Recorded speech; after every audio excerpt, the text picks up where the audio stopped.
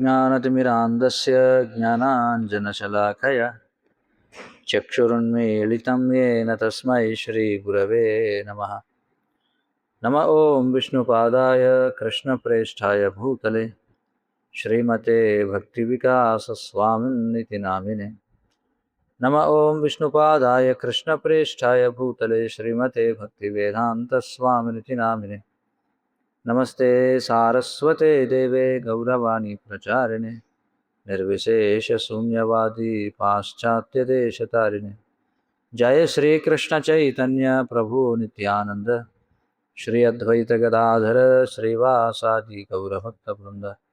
हरे कृष्णा कृष्ण कृष्ण हरे हरे, हरे राम राम राम हरे हरे।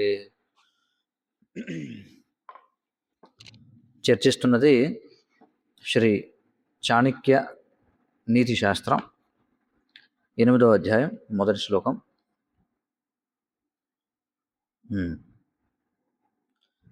అధమాదనమిచ్చంతి ధనమానౌ చ మధ్యమాః ఉత్తమామానమిచ్చంతి మానో హి మహతాం ధనం. అధమా ధనమిచ్చంతి ధనమానౌ చ మధ్యమాః ఉత్తమ మానమిచ్చంతి మానోహి మహతాం ధనం అని అన్నారు. ఇక్కడే ఏం చెప్తున్నారంటే, అధములు ధనాన్ని కోరుకుంటారు. అధములైనటువంటి వారు ధనాన్ని కోరుకుంటారు. మధ్యములు ధనాన్ని అలాగే మానాన్ని కూడా కోరుకుంటారు. ఎవరు? మధ్యములు ధనాన్ని మానాన్ని కూడా కోరుకుంటారు. కానీ ఉత్తములైనటువంటి వారు కేవలం మానానికి మాత్రమే విలువనిస్తారు. ఎవరు? ఉత్తములైనటువంటి వాడు. కనుక ఉత్తముడైనటువంటి వాడికి మానమే నిజమైనటువంటి సంపద అని చెప్పబడి. మానము అంటే ఇక్కడ గౌరవము అని అర్థం. కాబట్టి ఏం చెప్పారు? అధముడు ధనాన్ని కోరుకుంటాడు, మధ్యముడు ధనాన్ని గౌరవమును కోరుకుంటాడు, ఉత్తముడు కేవలం గౌరవాన్ని కోరుకుంటాడు. కనుక గౌరవమే ఉత్తముడైనటువంటి వ్యక్తికి నిజమైనటువంటి సంపద అని చెప్పారు. దీనికి భాష్యం భర్తృహరి కూడా నీతి శాస్త్రంలో ఆయన ఏం చెప్తారంటే, ఆయన ఏమంటాడంటే, నీతి శాస్త్ర కోవిదులైనటువంటి వారు నన్ను కీర్తించవచ్చు లేదా నన్ను ఖండించవచ్చు.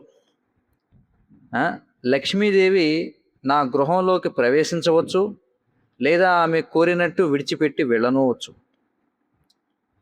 మరణము నన్ను ఈ రోజునే పరామర్శించవచ్చు లేదా అనేక యుగముల తరువాత నన్ను పరామర్శించవచ్చు. అంటే నన్ను దర్శించడం అనమాట. అంటే నన్ను ఈరోజే మరణం నాకు రావచ్చు లేదా యుగాల తర్వాతైనా రావచ్చు. కానీ తెలివైనటువంటి వ్యక్తి మాత్రం ఈ న్యాయ పదము నుండి ఎన్నడూ కూడా పెడత్రోవ పట్టడు అని చెప్తున్నారు. ఎవరు? భర్తృహరి. ఏమంటున్నాడు ఆయన?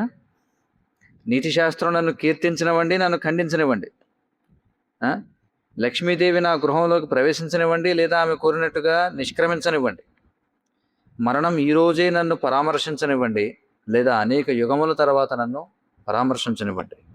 కానీ తెలివైనటువంటి వ్యక్తి మాత్రం ఈ ఈ న్యాయ పదము నుండి పెడత్రోవ పట్టడు అని చెప్తున్నాడు. ఎవరు? భర్తృహరి. ఇది మొదటి శ్లోకం. 2వ శ్లోకం. యక్షురాపః పయోమూలం తాంబూలం ఫలమౌషధం భక్షయిత్వాపి కర్తవ్యాః స్నానదానాధికాః క్రియాః. యక్షురాపః పయోమూలం తాంబూలం ఫలమౌషధం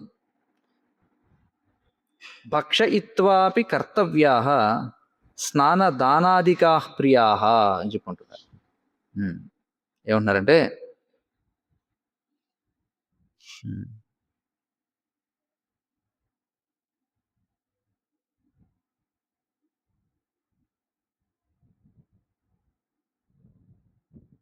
చూడండి ఇక్కడ ఏమంటున్నారంటే,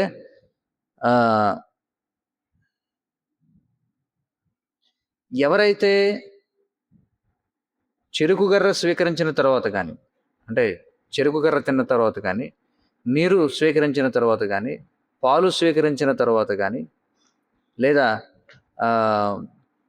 వేర్లు అంటే మనకి ఔషధులు అని చెప్పి అంటాం కదా, మూలములు, కందమూలములు అంటాం, అవి స్వీకరించిన తర్వాత కానీ, లేదా తాంబూలం స్వీకరించినంత వరకు కానీ, పండు స్వీకరించిన తర్వాత కానీ, లేదా ఔషధములు స్వీకరించిన తర్వాత కానీ చేసినటువంటి క్రతువు వల్ల ఏ విధమైనటువంటి హాని లేదు.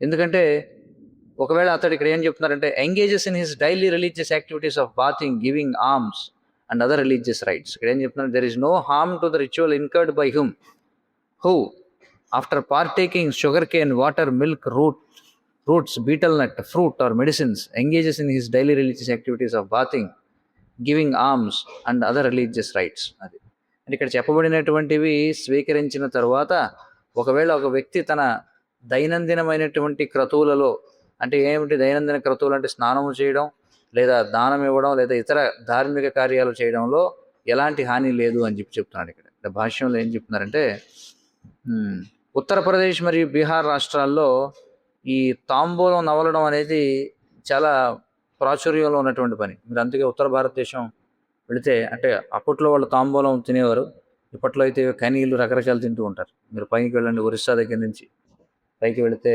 బెంగాల్, అలాగే ఈ జార్ఖండ్, బీహార్, ఉత్తరప్రదేశ్, మొత్తం ఆ ప్రాంతాల వాళ్ళందరూ కూడా ఇప్పుడు నోరు ఎర్రగా ఉంటున్నారు. శ్రీల భక్త సిద్ధాంత సరస్వతి గోస్వామి వారు తన శిష్యులను ఎవరిని కూడా తాంబూలం నవలనిచ్చేవారు కాదు. And thus bringing new members in to the Gaudiya Math from these areas proved daunting. అందుచేత ఇప్పుడు చెప్పబడినటువంటి బీహార్, ఉత్తరప్రదేశ్ లాంటి ప్రదేశాల నుండి ఈ గౌడీ మఠానికి కొత్త సభ్యులను తీసుకురావడం అనేది చాలా గొప్ప కష్టంగా ఉండేది అనమాట. ఎందుకంటే వాళ్ళు ఎవరు కూడా ఈ తాంబూలం నవిలేటువంటి అలవాటుని విడిచిపెట్టేవారు కాదు, మానేవారు కాదు. ఈ ఉత్తరప్రదేశ్లో, బీహార్లో తరచుగా మనం చూస్తే ఈ ఎవరైతే తాంబూలం తింటూ ఉంటారో వాళ్ళు ఏం చేస్తారు, గోడల మీద వాళ్ళ యొక్క ఉమ్ము ఊసివేస్తూ ఉంటారు. గోడల మీద, లేదా గుమ్మాల మీద, లేకపోతే మందిరాల్లోనూ, అలాగే నడిచేటువంటి బాటల్లోనూ, అవన్నీ కూడా ఎలా ఉంటాయి, మరకలు, ఎర్రటి మరకలు కనిపిస్తూ ఉంటాయి అన్నమాట. అయితే ఈ రోజుల్లో ఈ భవనాల యొక్క యజమానులు ఏం మొదలు పెట్టారంటే, ఈ నడిచేటువంటి బాటల్లో ఎక్కడెక్కడైతే అందరూ కూడా ఎర్రగా ఉమ్ము వస్తారో అలాంటి ప్రదేశాల్లో ధార్మిక చిహ్నాలు పెట్టడం మొదలుపెట్టారట. ఎందుకంటే ధార్మిక చిహ్నాలు పెడితే ఈ ఊసేవాళ్ళు ఎవరైతే ఉన్నారో వాళ్ళు వాళ్ళ యొక్క గోడలపై ఊయకుండా ఉంటారని చెప్పి. కాబట్టి గౌడీ మఠ సభ్యుల్లాగానే ఇస్కాన్ యొక్క సభ్యులకు కూడా ఈ తాంబూలం నవలడం అనేది నిషేధించబడింది అని చెప్పారు. కాబట్టి మనం కూడా తాంబూలం నవలడం అనేది నిషేధించబడింది అనమాట మనకు కూడా. 8వ శ్లోకం, 3వ శ్లోకం, 8వ అధ్యాయం. దీపో భక్షయతే ధ్వాంతం కజ్జలం చ ప్రసూయతే యదన్నం భక్ష్యతే నిత్యం జాయతే తాదృశీ ప్రజా. దీపో భక్షయతే ధ్వాంతం కజ్జలం చ ప్రసూయతే యదన్నం భక్ష్యతే నిత్యం జాయతే తాదృశీ ప్రజా అని చెప్పుకుంటున్నారు. చూడండి, ఈ ఏదైతే ఈ తైల దీపం ఏదైతే ఉందో, అంటే నూనెలో మనం ఒత్తు వేసి వెలిగించేటువంటి దీపం ఏదైతే ఉందో అది ఏం చేస్తుందట, అంధకారాన్ని తిని మసిని ఊస్తుందట. ఏం చేస్తుంది, అంధకారాన్ని తినేస్తుందట. అంధకారాన్ని తినేసి ఆ దీపంపై నల్లగా ఊసేస్తుందట. ఇది దీపం. అదేవిధంగా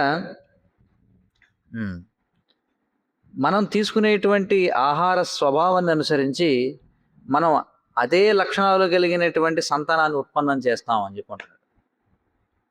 తెలుసా కదా, మనం తినేటువంటి ఆహారం ఏ స్వభావంలో ఉంటుందో అదే స్వభావానికి సంబంధించినటువంటి పిల్లలు మనకి పుడతారు అని చెప్తున్నాడు. కాబట్టి అంటే అంధకారాన్ని తిని నల్లటి మసిని వదిలినట్టుగా అని చెప్పి ఇక్కడ కవి చాణక్యుడు చెప్తాడు. అంధకారం నల్లగా ఉంటుంది కదా, అంధకారం నల్లగా ఉంటుంది, అది వదిలిపెట్టి మసి కూడా ఎలా ఉంటుంది, నల్లగా ఉంటుంది. కాబట్టి అలాగే ఏమంటున్నాడంటే, ఒక వ్యక్తి ఏ విధమైనటువంటి ఆహారాన్ని స్వీకరిస్తాడో అదే స్వభావం కలిగినటువంటి పిల్లలకి అతడు పిల్లల్ని కంటాడు అని చెప్పి చెప్తున్నారు. ఇక్కడ చాణక్య పండితుడి శ్లోకంలో మనం తీసుకునేటువంటి ఆహారం యొక్క ప్రాముఖ్యత గురించి వివరిస్తున్నాడు అనమాట. మనం తీసుకునేటువంటి వివిధ రకాల ఆహారాలు మన యొక్క కర్మను మాత్రమే కాదు, మన చైతన్యాన్ని, మన యొక్క ఆరోగ్యాన్ని కూడా ప్రభావితం చేస్తుంది. మనం తీసుకునేటువంటి ఆహారం మన కర్మని, మన చైతన్యాన్ని, మన యొక్క ఆరోగ్యాన్ని ప్రభావితం చేయడం మాత్రమే కాకుండా మనం కనేటువంటి పిల్లల యొక్క లక్షణాలను కూడా నిర్ణయిస్తుంది అని చెప్పుకుంటున్నారు మనం తినేటువంటి ఆహారం. ఇక్కడ కవి ఇక్కడ ఏం చెప్తున్నాడంటే, దీపం కేవలం అంధకారాన్ని తింటుంది కాబట్టి అది మసిని తప్ప ఇంకేం ఉత్పత్తి చేయగలదు అని చెప్పుకుంటున్నాడు.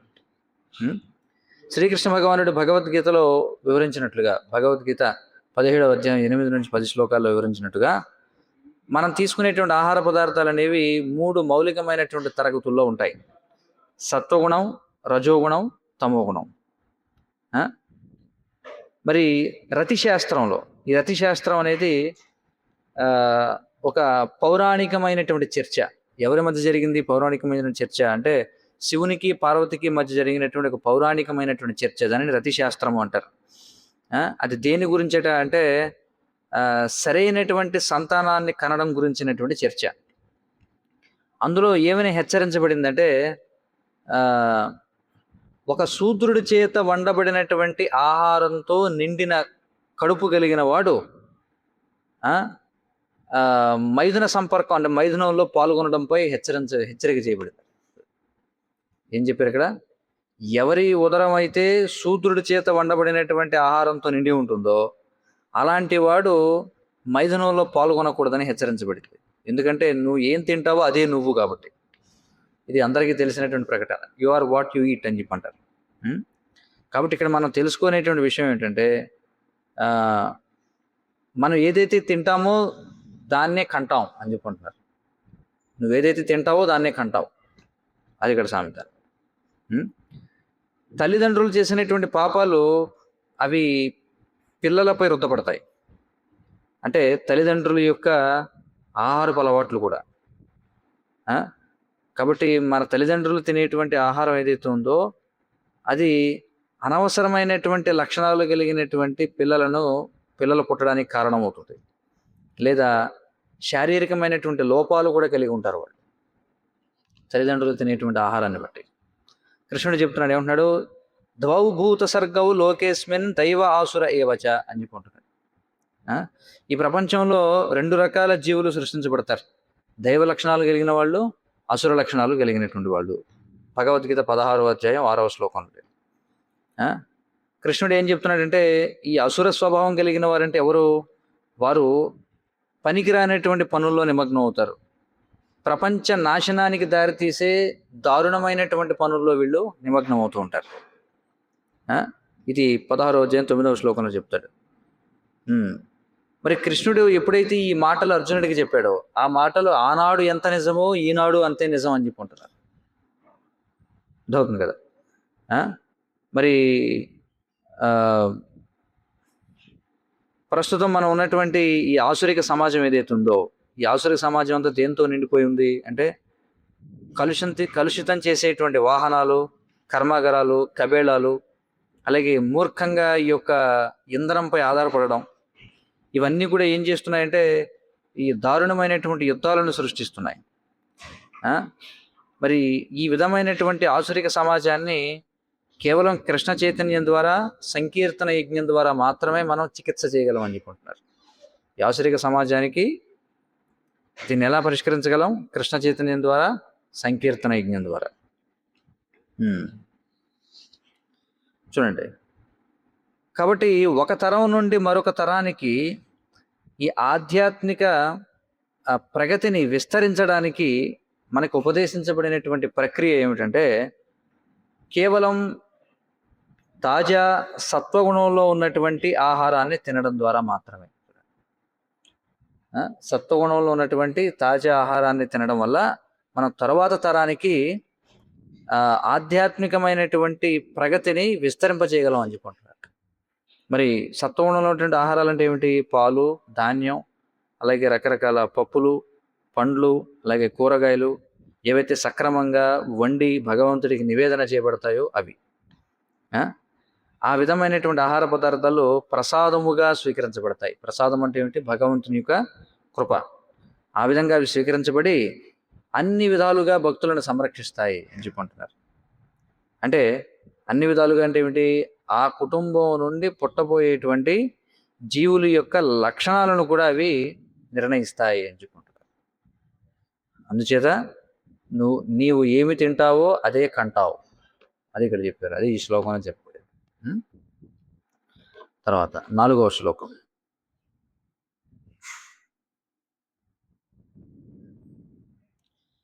విత్తం దేహి గుణాన్వితేషు మతిమన్నాన్యత్ర దేహి క్వచిత్ ప్రాప్తం వారి నిధేర్జలం ఘనముఖే మాధుర్యయుక్తం సదా జీవాన్ స్థావర జంగమాంశ్చ సకలాన్ సజ్జీవ్య భూమండలం భూయః పశ్యత దేవ కోటి గుణితం గచ్చంతమంభోనిధిం. చూడండి ఏమంటున్నాడు? విత్తం దేహి గుణాన్వితేషు మతిమన్ నాణ్యత్ర దేహి క్వచిత్ ప్రాప్తం వారినిదేర్ జలం ఘనముఖే మాధుర్యయుక్తం సదా జీవాన్ స్థావర జంగమాంశ్చ సకలాన్ సంజీవ్య భూమండలం భూయః పశ్యత దేవ కోటి గుణితం గచ్చంతమంభోనిధిం అని చెప్పన్నారు. ఇక్కడ ఏమంటున్నారంటే, చూడండి, ఓ తెలివైనటువంటి వాడు అంటే ఓ మేధావి, ఇక్కడ చెప్తున్నారు. ఒక మేధావిని ఉద్దేశించి ఏమంటున్నారంటే, ఓ మేధావి, నీ యొక్క సంపదను కేవలం అర్హత కలిగిన వాడికి మాత్రమే అర్పించు అని చెప్పి అంటున్నారు. అదే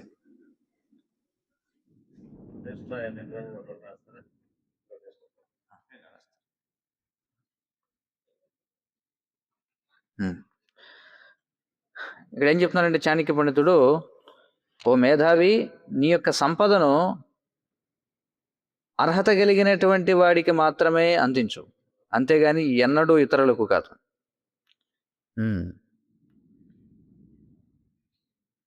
సముద్రము నుండి మేఘము స్వీకరించేటువంటి నీరు ఎల్లప్పుడూ తీయగానే ఉంటుంది. ఎప్పుడైతే అది తిరిగి మళ్ళీ వర్షపు నీటిగా ఇస్తుందో అది భూమిపై ఉన్నటువంటి సకల జీవులకు జీవనాన్ని ఇస్తుంది. అంటే స్థావర జంగమములు రెండింటికి కూడా. ఆ తరువాత it then returns to the ocean with its value multiplied a million fold అని చెప్పంటారు. ఆ తర్వాత నీరు ఏమవుతుందట, మళ్ళీ సముద్రానికి చేరుకుంటుందట. దాని యొక్క విలువ అనేక రెట్లు పెంపొందించబడి అని చెప్పుకుంటున్నారు. చూడండి ఏం చెప్తున్నారు ఇక్కడ, ఓ మేధావైనటువంటి వ్యక్తి, ఓ తెలివైనటువంటి వాడా, నీ యొక్క ధనాన్ని కేవలం అర్హత కలిగిన వారికి మాత్రమే అందించు, ఎన్నడూ ఇతరులకు అందించవద్దు.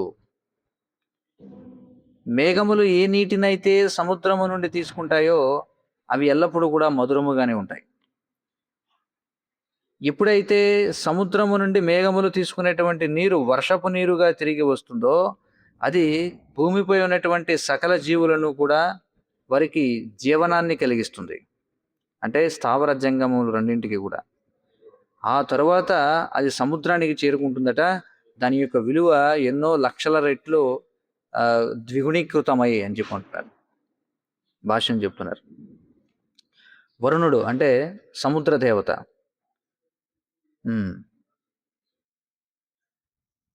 ఈ సముద్రం అనేది ఎంతటి లోతైనదో, ఎంతటి విస్తృతమైనదో ఈ వరుణుడు అంత ఉత్తమమైనటువంటి వాడు కూడా అని చెప్పుకుంటున్నారు.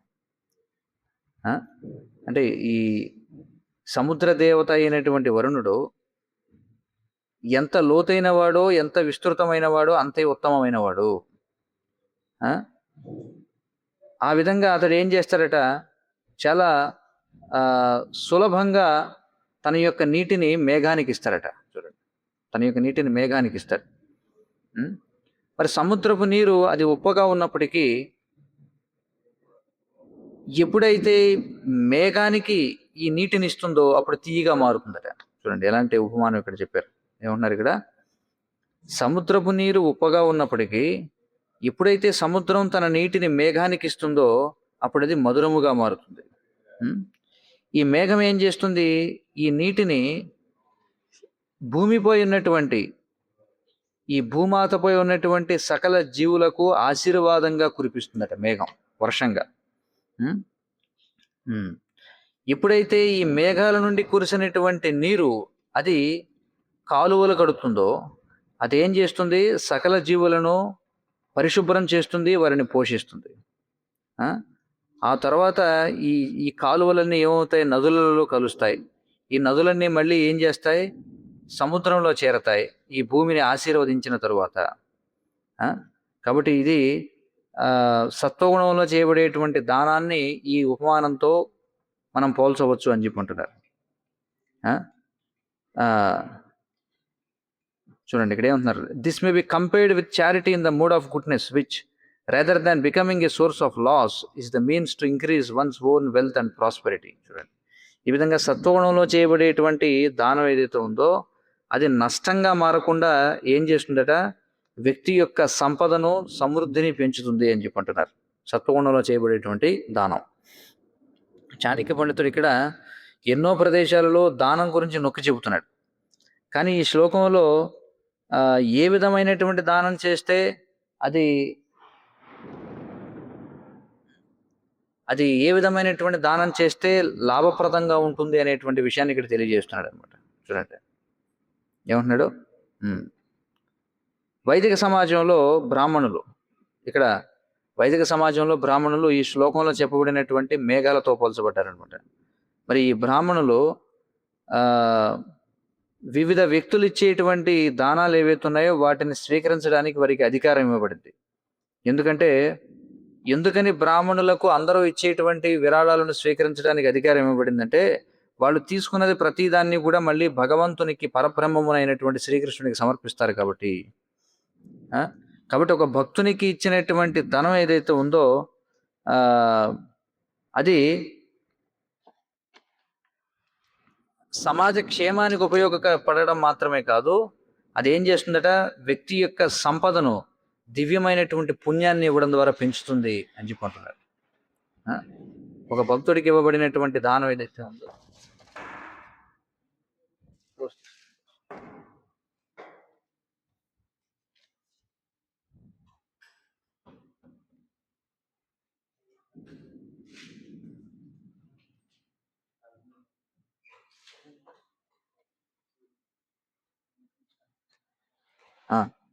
కాబట్టి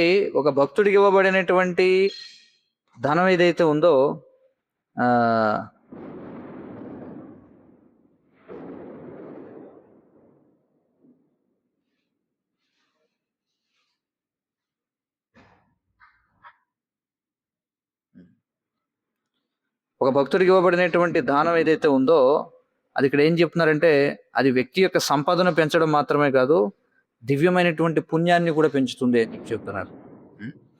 మనం ఖచ్చితంగా ఇప్పుడు ఈ శ్లోకంలో వర్షం గురించి మాట్లాడుతున్నాం, ఇక్కడ కూడా వర్షం పడుతుంది. కాబట్టి చాణక్యుడు ఇచ్చినటువంటి తాత్పర్యాన్ని మళ్ళీ చదువుతున్నాను చూడండి. చాలా చక్కటి తాత్పర్యం ఇది, మనం అందరం కూడా అర్థం చేసుకోవాల్సినటువంటిది. ఏం చెప్తున్నాడు, ఒక తెలివైనటువంటి వ్యక్తిని ఉద్దేశించి మాట్లాడుతున్నాడు ఇక్కడ. ఓ తెలివైనటువంటి వ్యక్తి, నీ యొక్క సంపదను కేవలం అర్హత కలిగినటువంటి వారికి మాత్రమే ఇవ్వు, ఎన్నడూ కూడా ఇతరులకి ఇవ్వద్దు. ఏ విధంగా, ఏ నీరైతే మేఘం సముద్రం నుండి పొందుతుందో అది ఎల్లప్పుడూ కూడా తీయగా ఉంటుంది. ఆ మేఘం మళ్ళీ ఆ యొక్క వర్షపు నీటిని తిరిగి ఇస్తుంది. ఆ ఇచ్చినటువంటి నీటి చేత భూమిపై ఉన్నటువంటి సకల జీవులు కూడా జీవాన్ని పొందుతారు. అంటే స్థావర జంగమాలు రెండు కూడా. మరి ఆ తర్వాత నీరు సముద్రానికి చేరుతుంది. ఈ క్రమంలో దాని యొక్క విలువ ఎన్నో రెట్లు పెరుగుతుంది అని చెప్తున్నారు. అది ఈ శ్లోకం యొక్క తాత్పర్యం. తర్వాత 5వ శ్లోకం.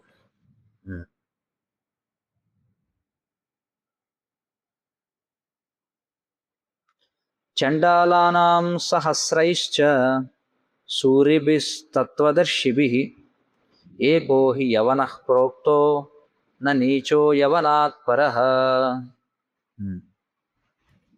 చండాలానాం సహస్రైశ్చ సూరిభిస్తత్వదర్శిభిః ఏకో హి యవనః ప్రోక్తో న నీచో యవనాత్ పరః అని చెప్పన్నారు. చూడండి,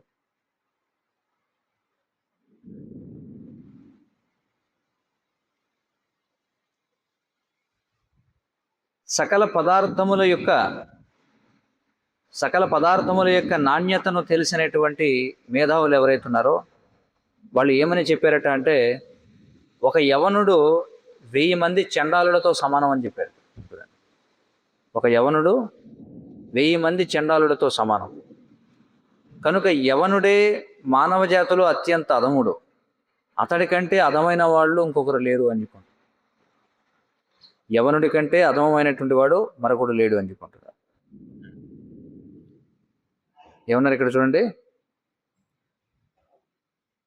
అన్నింటి యొక్క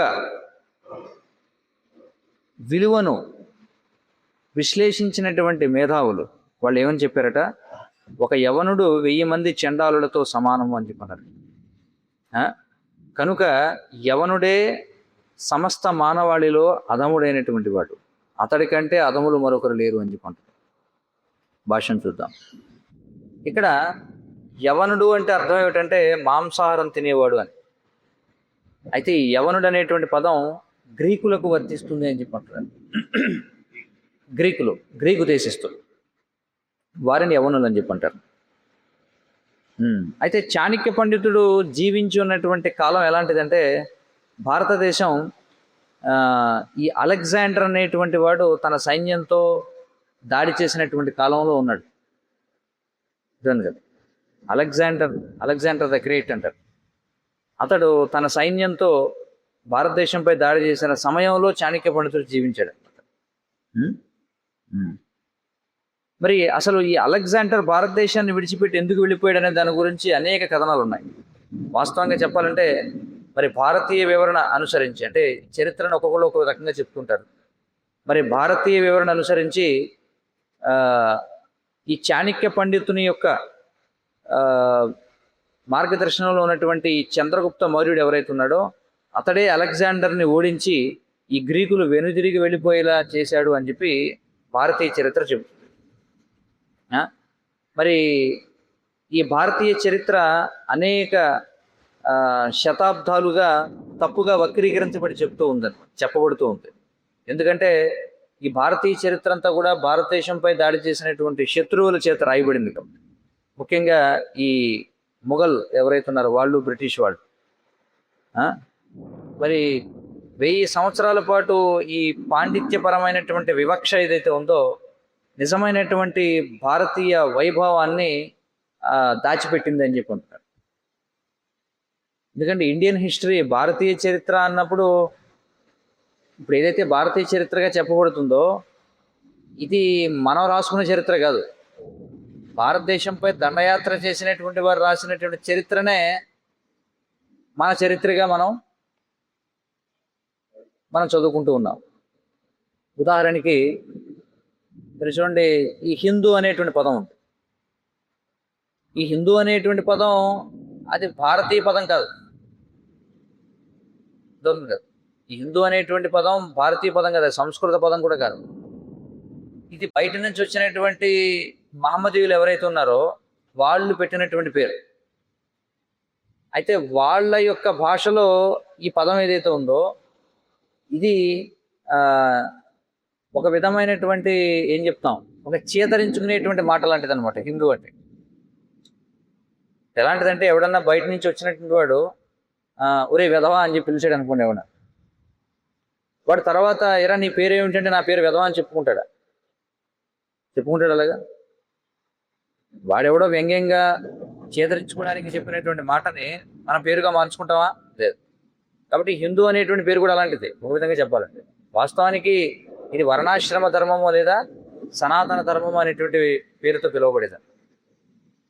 అలాగే ఏదైతే భారతీయ చరిత్ర అని ఇప్పుడు అంటున్నామో అది భారతీయులు రాసుకునేటువంటి చరిత్ర కాదు. భారతదేశంపై దండయాత్ర చేసినటువంటి వాళ్ళు రాసినటువంటి చరిత్ర ఇది. అవుతుంది కదా? అది మనం అర్థం చేసుకోవాల్సిన విషయం.